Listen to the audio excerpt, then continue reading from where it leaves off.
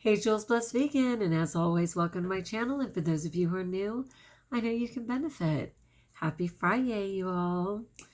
Ah, people, I made it through my first week of school. What? I know. I am exhausted. I dodged a lot of bullets this week and put out a lot of fires, even though it was a blessing. But it's always chaos in the beginning. So I am beyond belief exhausted.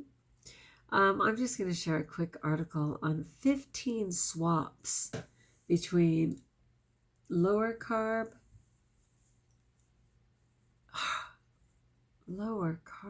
whole foods.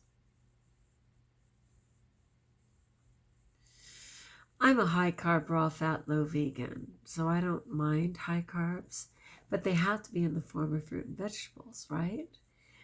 So these are some swaps getting back to the fruit and vegetable option over regular carb-ridden foods. Okay, I get that. Anyway, I know you're thinking, Jules, what's up with all the hair? Vegan hair don't care? I know. But here's the thing. My husband thinks I'm having an affair. And I'm like, dude, it's a hair affair. And he's like, the only time your hair gets curly is when we... Yeah, well, that's an act of nature, and so is vegan eating. So I guess that's it. Oh my gosh, you're so right. It is just a crack up, man. This is like old hippie hair from my youth. It is a riot. Anyway, I'm not having an affair, but with my hair. Too funny. It made me a little... Sorry. I'm having asthma right now. It's so sad. My kids were not wearing a bunch of perfume, but a lot of people are using alcohol sanitizer, which is an asthma attack for me. So even with my mask, I am struggling a bit, but hopefully we'll find a balance over time. Okay, so the icon for this is very cool. As I suggested, lower carb whole food swaps. I'll actually post this in the description of the video. I'm sneezing. Anyway, yeah, lower carb whole food swaps for these other ones. And again, I don't mind carbs if they're in the form of fruit and vegetables. These are not all raw vegan, okay? I'm just letting you know. A lot of people are in transition. It's just interesting to me what people have done. And some of these things I've certainly done to help me with my success. So the first one is, instead of a tortilla, you actually use sturdy greens such as kale or chard. So smart. And you can save 31% in carbs from 3 tortillas to just 3 leaves of kale. Very cool. The next one is, instead of a hamburger bun, having a roasted portobello mushroom. Now, I've eaten portobello mushroom raw. I hope that's okay. I'm still here to talk about it. But yeah, sometimes I chop it up into salad. It gives it some great texture. I've certainly made sandwiches out of it raw, just raw. And then, of course, I've dehydrated it as well. Let me know if you're familiar that I'm not supposed to be eating it raw. I have no trouble with it. No surprise for my little sister who says I have a steel trap of a stomach. Okay, number 3 is, instead of lasagna noodles, you just thinly slice zucchini and put that as the noodle. I would say I even use eggplant and thinly slice eggplant and use that in between the layers dehydrated. You could do it raw. I don't really prefer it. I love it dehydrated. The next one is, instead of mashed potatoes, you go ahead and mash cauliflower.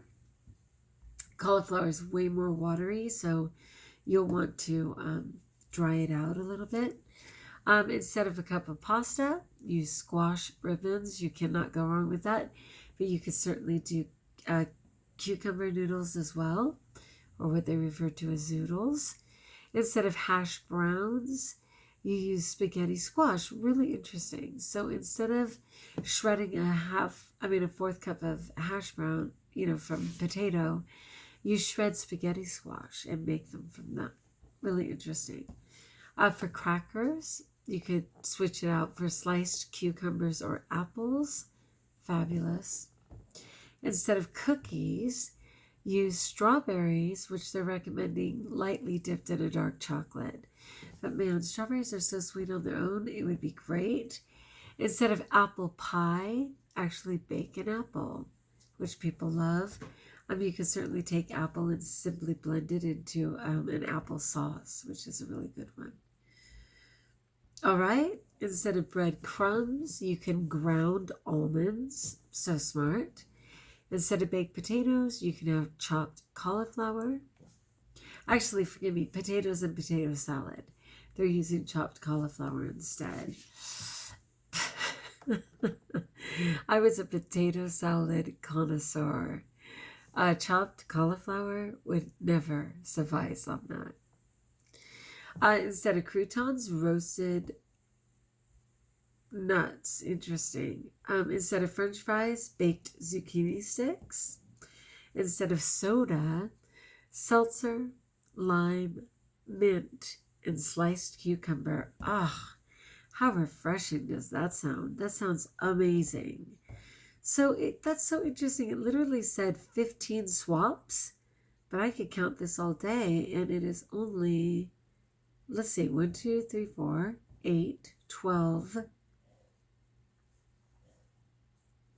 and then 13. Am I losing my mind? I am. I can't be trusted. I'm tired. Okay, 6 plus 6, don't hurt yourself, is 12. 13, 14, 15, 16, 17, 18. Okay, wait. Bear with me, people. I'm sorry. Oh, I'm accidentally counting everything instead of seeing them as individual pairs. So 1, 2, 3, 4, 5, 6, 7, 8, 9, 10, 11, 12, 13, 14. That's what I thought. 14 all day long. So interesting. But there's a little article, and the article might mention the 15th. Let's get to it. Okay, so does the following scenario sound familiar? You wake up each morning with every intention of having a good eating day.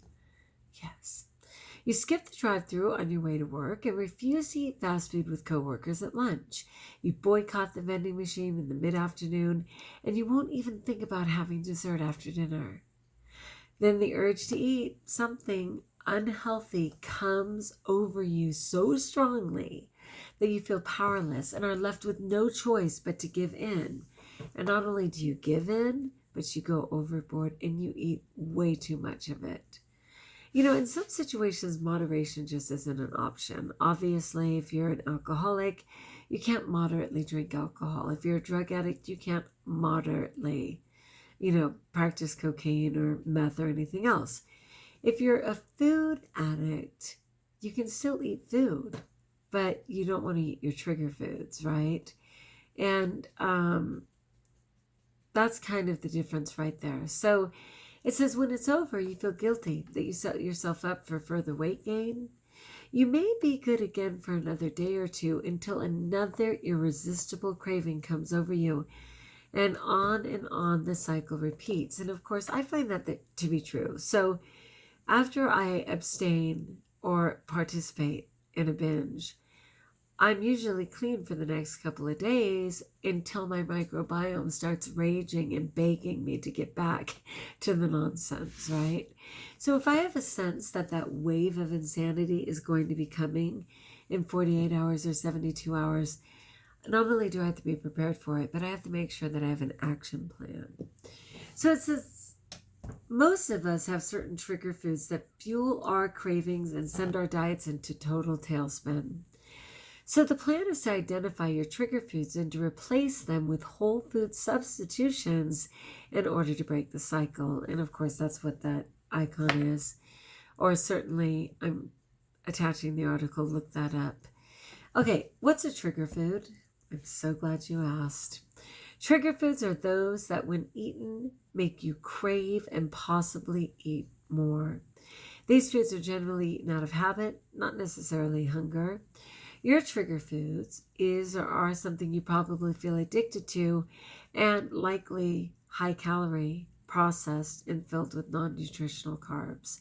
Because again, your body's going to continue to seek food, even if it's food-like products, even if it's fake food, even if it's super unhealthy, and try and dissect it down to getting enough nutrients, and will continue to eat, not putting off that satiation button, right? The cortisol, like the whole problem, the serotonin, all out of whack until it gets enough nutrients.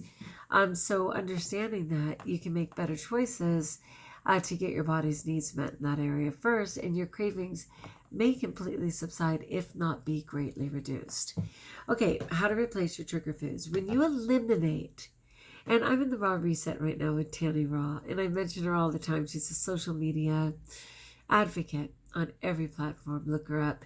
And you can put up in my what's it called?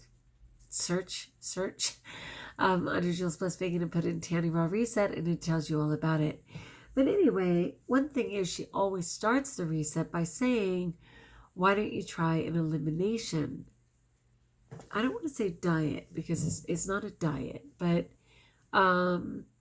spend some time with eliminations. So she encourages people to take out a bunch of everything that's processed, see how the body's responding to different things, and slowly incorporate a few things, not processed, but incorporate a few items, see how your body responds again.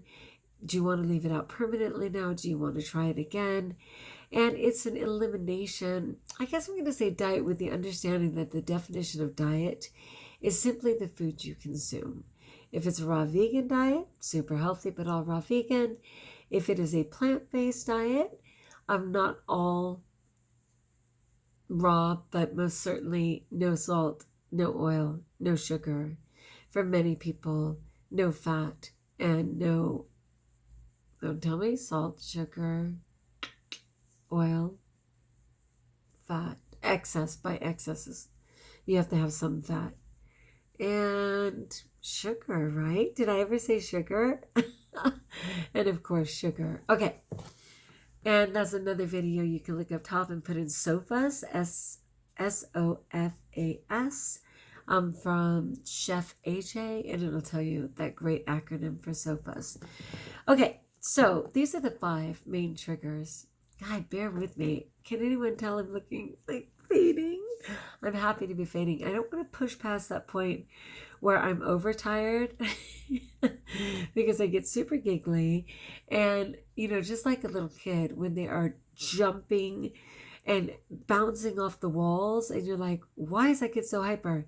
They're actually so tired. They don't even know how to handle anything. And that's where I get super giggly. But I can tell, if I honor myself and go to bed the minute this is over, I will have my best chance of actually sleeping. Okay. So number 1 trigger food is candy. Straight up and bar none. And again, in the search bar, you could put candy, and I have many on the effects of candy, sugar, Halloween, all of it, right? Okay. So due to the high concentration of refined sugar, candy is one of the most addictive trigger foods. If candy is a problem for you, and might I argue it most certainly is, and you may not know it until you eliminate it and realize you can't live without it, let's be fair. Start replacing it with unsweetened dried fruit. They didn't say sugar-free candy, which will kill your stomach and put me in the hospital. I should tell that story as a video. But unsweetened dry fruit, which might satiate your body and actually serve you.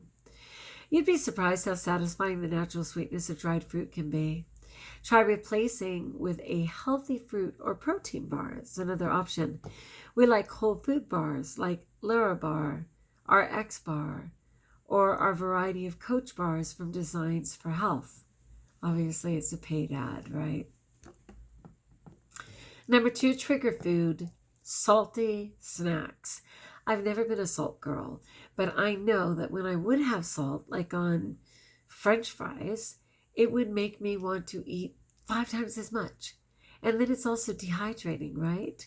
But I've never in my entire life been a person who preferred salt. It's kind of funny though, when I was a little girl, like 7 years old, We used to put salt in the palm of our hand and just lick it, like for fun. It was an exciting texture, new flavor to a 7-year-old, you know? But I'm so grateful that, unlike my husband, in life, I've never been one to top anything with salt. Never. I've always thought of pepper and possibly other. Now, that's not to say that some of my spice combinations didn't have salt in it. It may very well have, but I've never been an overt salt girl, and I'm so grateful. So salty snacks are nearly all processed, refined, and packed with simple carbs. Basically, it's the perfect storm for weight gain. Fight the urge to rip open a bag of chips and instead make a batch of kale chips, and it's a hyperlink. It has a recipe. Or sweet potato chips, again, a hyperlink. And enjoy those instead. Ah, so brilliant. Number 3, trigger food, sweet drinks. Okay? They ain't kidding.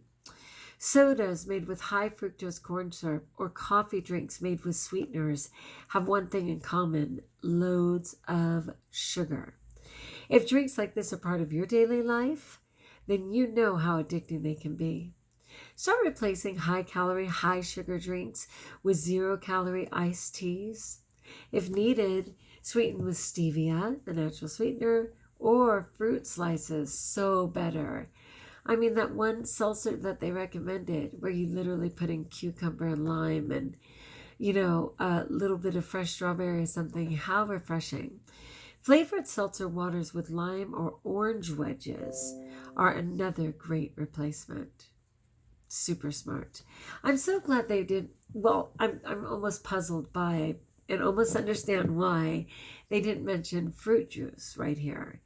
But the truth is, fruit juice in itself is an equal problem all day long. Okay? The fiber is removed. The body only recognizes it as sugar.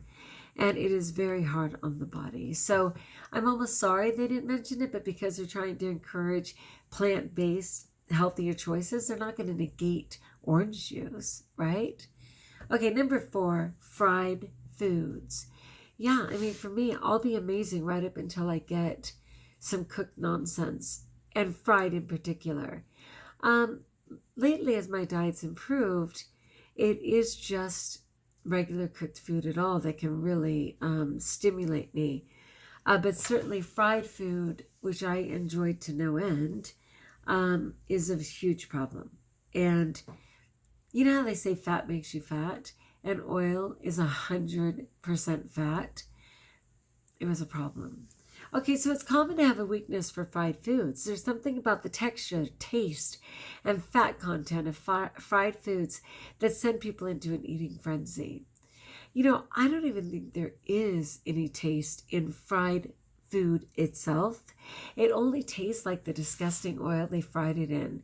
And if they dared to use a batch in the same oil that they used for something else, like French fries, fried in the same oil that they fried the fish sticks. Are you kidding me? So disgusting. So disgusting. So much like meat, I realized over time that fried things in oil simply tasted like oil. They just tasted like plant-based oil. They just tasted like olive oil.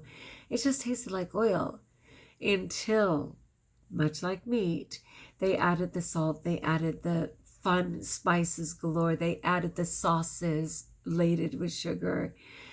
So you know what I mean. Fried things in themselves just taste like fried oil. But the flavors on top, that can wake it up. Okay, so try making your own homemade versions of your favorite fried food by baking and turning on your oven's high broil. And a ton of people have those air fryers today, right? For example, instead of commercially made French fries, cut a sweet potato into fries, toss with olive oil and seasoning, and bake until crispy. When I make them for my husband, I just cut up the fries and I simply put them in the oven, and they get nice and crisp if you wait long enough, like 45 minutes or 50 minutes at 425. You'll get a nice brown on there, and it's fine. Otherwise, at best, I would just use maybe a spritz of the, spray oil to not deal with that whole oil situation. For example, oh, sorry, we got that. So it's this part. Oh, they have another hyperlink for a great recipe. The baked version of your favorite fried foods have considerably fewer calories and you're less likely to stuff yourself with them. And I agree. And especially if you're picking something like a really hearty, nutrient-dense sweet potato or yam over your common white potato. Though they have similar properties, I get it. Trigger food number 5, baked treats. Cookies, cakes, donuts, muffins, and brownies are serious trigger foods. And even if they're vegan, okay, junk food vegan, trust me, they are full of more kinds of natural sugars, more kinds of nuts than a real one. It's bad news. Okay, we understand they are hard to avoid since they are everywhere. Try making your own baked goods at home by finding recipes that use almond flour instead of all-purpose and stevia instead of sugars. And stevia is a 1-to-1 ratio, so 1 cup to 1 cup. These ingredient substitutes will make your baking lower in carbs, healthier, and less addictive. However, baked goods are still a treat and should be eaten in moderation. Yeah. My good friend Tanny Raw, she always says once might be a mistake or a slip. Twice is creating a new habit. That's why I try really hard to get my Jules Blessed Vegan videos in and try not to miss like more than 2 days because life will fill in the gap and I will not get back to it. It's like too hard to get back. Right now, I totally understand that idea that anything cooked can be a trigger for me. If I choose a cooked component, I really need to be on my game the next few days because it opens that window. There's suddenly this gap of, well, you ate that cooked. Could you eat this cooked? Whew, and I am right back in the thick of it. So it says it's really pretty simple. If you don't eat junk food, you won't crave junk food. And I've said that before myself. I've said I'm only an alcoholic when I'm drinking alcohol. I am only a pill gourmet when I am taking pills, right? So yeah, foods generally don't trigger me if they're the correct foods for me, which are whole food, plant-based, fruit, vegetables, plant-based fats in moderation, So replace your trigger foods with whole food substitutions and have a good day of eating every day. Oh, just one more thing. When you put energy into whole food exercise, it makes it easier to eat healthy. And when you eat healthy, it makes you more likely to exercise. Let's read that again. When you put energy into When you put energy into whole effort exercise, it makes it easier to eat healthy. And when you eat healthy, it makes you more likely to exercise. It's the ripple effect. When you make positive strides in one area of your life, other areas will soon follow. I welcome that. You can get that ripple effect started today with whole effort exercise and whole food nutrition. And of course, they're offering an ad. It's called The Exercise Coach. Find a location near you. But I did appreciate this simple little article. So again, there are 15, I'm only seeing 14, but swaps for the different foods. Again, I'm not concerned with low carb, but for the fact that these are not plants and vegetables. So I do appreciate they're going from dense carbs to a better choice. And then finally, it talks about what are trigger foods? How do you replace your trigger foods? Trigger food number 1 in the whole wide world, candy. Number 2, salty snacks. Number 3, sweet drinks. Number 4, fried foods. Number 5, baked treats. And that's just straight up. All right, my friends, I just wanted to share that for me. Whenever I finish something that's been really hard, I've kind of been holding my breath. When I exhale is when I'm most vulnerable. When I exhale is when suddenly everything says, okay, Mom, we were so good. Can we have a treat now? Because we did our best that whole time. We sat on our hands and didn't touch anything. We were super quiet. We pretended not to listen to your adult conversation. Weren't we so good, Mom? Let's get a treat.